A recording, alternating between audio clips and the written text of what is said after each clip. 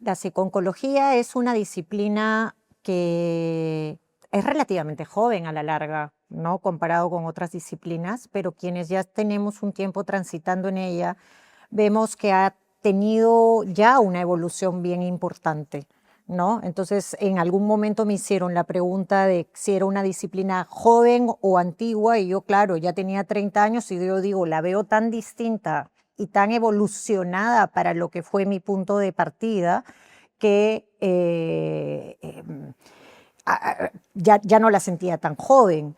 Pero en ese sentido, ¿qué lugar debe tener la psicooncología en los sistemas de salud? Para mí es evidente que debe el profesional de la psicología estar como parte del equipo interdisciplinario. O sea, así de claro, ser parte en todo el tipo de trabajo que se hace, desde la prevención, la evaluación del paciente que llega, de la familia, o sea, tanto el trabajo con población general, ¿no? Para informar a hacer las campañas de salud, como para lo que es ya propiamente la atención. Es parte. Es parte integral. La formación de profesionales de la salud es relevante porque eso hace la diferencia de lo que podría ser un trabajo multidisciplinario de uno interdisciplinario.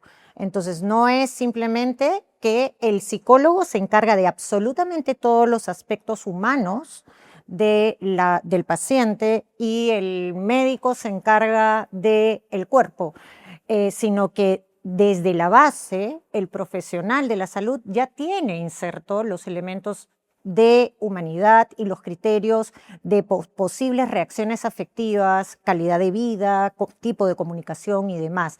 Y hace que cuando el paciente llega al especialista, porque no es que al formar a los otros especialistas es para que ellos hagan el trabajo del psicólogo, sino para que haya coherencia en el tipo de atención. Pero ya con el psicólogo se va a hacer el trabajo especializado, enfocado en la problemática. Y ahí va el tema ya de lo que es la formación en psicooncología para los psicólogos, ¿no? Que asume prácticamente tiene que tener a la base una formación clínica, necesariamente, psicológica, de lo que es desarrollo humano, de lo que es teorías de la personalidad, de lo que es psicopatología y una serie de cuestiones que están a la base y que uno las toma como prerequisito para que ingresen a la formación. Y en la formación lo que justamente se va a ver son elementos más bien de naturaleza biopsicosocial, donde también el psicólogo tendrá que estar informado de los elementos biológicos, de los elementos de la naturaleza física, ¿no? Los procesos biológicos que hay detrás para entender por qué un paciente está con tal tipo de sintomatología o tal tipo de manifestación que no se debe necesariamente al ánimo, sino al efecto del tratamiento, pero que igual está lidiando con tal o cual cosa, ¿no? Entonces, creo que es muy importante tanto la formación teórica porque hace que uno no se enfrente a la persona que va a atender simplemente desde la intuición. Un psicólogo no solamente va a tener que aportar, sí, se espera de por sí que sea una persona intuitiva, sensible, pero tiene que tener un plus, porque si no se iría donde un amigo o donde un familiar. Entonces sí debe saber cuestiones más bien de lo que transcurre internamente en la persona, ¿no? A raíz de la enfermedad, o sea, pero que digo internamente en términos de sus procesos mentales, en términos de sus procesos afectivos y a qué responde y porque hay incongruencias, si es que ya sabe esto, porque el paciente igual hace esto otro y demás. El tener eso claro es importante para que al momento en que uno está trabajando con el paciente, mentalmente está obviamente apelando a todo ese conocimiento, es como tras bambalinas, ¿no? Tras bambalinas, como en el teatro. Pero luego, una cosa es saber todo eso en teoría y otra, cuando uno está sentada frente a la persona, no va a estar como cuando está sentada en una clase, ¿no? Es otro el código, porque tienes que estar conectado afectivamente y dejarte fluir y escuchar y, es como que, eh, nada, hasta cuando uno va a manejar, que primero comienza a ser consciente de que va a hacer el cambio. Antiguamente se usaban coches mecánicos, pero luego llega un momento en que uno lo hace tan intuitivamente que no se percata de lo que está haciendo, pero lo está haciendo. Y eso realmente es netamente a partir de los años de práctica, de las horas en campo, de sentir a la persona, de sentir el impacto, el ejercicio personal de el impacto afectivo que tiene para la persona que escucha, que no es lo mismo que cuando lees un libro. Entonces tienes que recomponerte a ti mismo y ver qué cosas se están generando en uno para también hacer un trabajo personal muy fino, tipo filigrana, que haga que luego hagas sostenible esta tarea de intercalar el manejo de tus propias emociones, el manejo de las emociones de la otra persona y el análisis profundo en base a los conocimientos que tienes que dé dirección al trabajo que uno hace. Cuando uno trabaja con pacientes, por ejemplo, tiene que ser muy agudo porque el paciente es un paciente que no siempre es un paciente estable. Estable en términos de continuidad en el trabajo. Y a veces uno tiene que hacer un enfoque si bien puede tener una proyección de voy a trabajar un periodo de tiempo determinado con esta persona, a veces las continuidades por los tratamientos o por el devenir físico del paciente es mucho más inconstante o inestable. Entonces es muy importante que uno tenga la capacidad de fijar foco, ¿no? Y de definir un objetivo muy claro, puntual para cada momento de trabajo con la persona, de modo que uno tiene, cada reunión de trabajo con el paciente tiene un punto de focal donde si yo no pudiera volver a ver a esta persona, igual habría algo compacto y coherente. Entonces el tema de análisis y síntesis es muy inmediato porque hay mucha flexibilidad, porque además hay que acoger. No es que yo voy a tener una sesión programada, porque también la persona puede venir con cosas nuevas y yo tengo que tener mucha flexibilidad al momento de recepcionar esto nuevo y articularme para hacer un planteamiento in situ, ¿no? Un planteamiento coherente, un planteamiento